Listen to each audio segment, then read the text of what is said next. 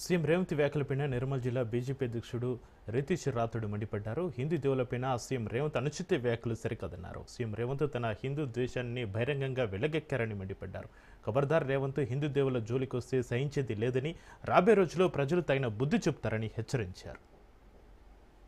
వాళ్ళ జిల్లా అధ్యక్షులలో వాళ్ళ గురించి మాట్లాడుతూ హిందూ మత వ్యంగ్యంగా హిందూ దేవతల పైన వ్యంగ్యాస్త్రాలు చేస్తూ అయితే అసభ్యకరమైన వ్యాఖ్యలు చేశారో దాన్ని ఖండిస్తూ ఒక హిందువు మత ద్రోహిగా చరిత్రలో ఎక్కబోతున్న తెలంగాణ ముఖ్యమంత్రి రేవంత్ రెడ్డి ఇప్పటికైనా మీరు మీ పద్ధతి మార్చుకోవాలి. ఎందుకు అంటే మీరు మొన్నటి జూబ్లీ హిల్స్ ఎన్నికల్లో ప్రచారం చేస్తూ కాంగ్రెస్ అంటే ముస్లింల పార్టీ కాంగ్రెస్ అంటే హిందువులకు మీ పార్టీకి ఎటువంటి సంబంధం లేదా? రాహుల్ గాంధీ అవలంబిస్తున్న విధానాలను పూర్తిగా అవలంబించాలి అనే కంకణం కట్టుకొని ముందుకు పోతున్నారా?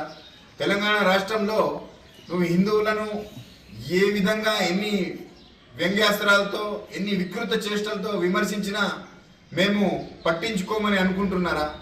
ఒక్కసారి మీరు ఆత్మవిమర్శన చేసుకోవాలి. నువ్వు కూడా ఒక హిందువుగా పుట్టినవు, ఏబీపీ నుంచి వచ్చినా అంటావు, తెలుగుదేశంలో ఎదిగినా అంటావు, కానీ చివరికి రాహుల్ గాంధీ పంచన చేరి పూర్తి హిందూ మతద్రోహిగా చరిత్రలో మిగిలిపోవాలని ఎందుకు అనుకుంటున్నావు? ఈ తెలంగాణ రాష్ట్రంలో 3.5 కోట్ల హిందువుల ఆత్మగౌరవాన్ని నువ్వు అయితే వారికి ఇబ్బందికర వ్యాఖ్యలు చేస్తూ వారికి విమర్శిస్తున్నావో ఇప్పటికైనా నువ్వు పద్ధతి మార్చుకోవాలి.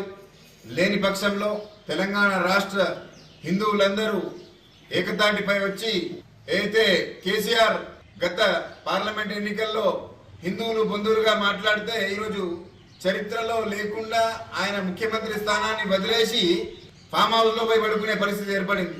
నిన్ను కూడా ఇంటికి పంపించే బాధ్యత తెలంగాణ ప్రతి హిందువు తీసుకుంటాడని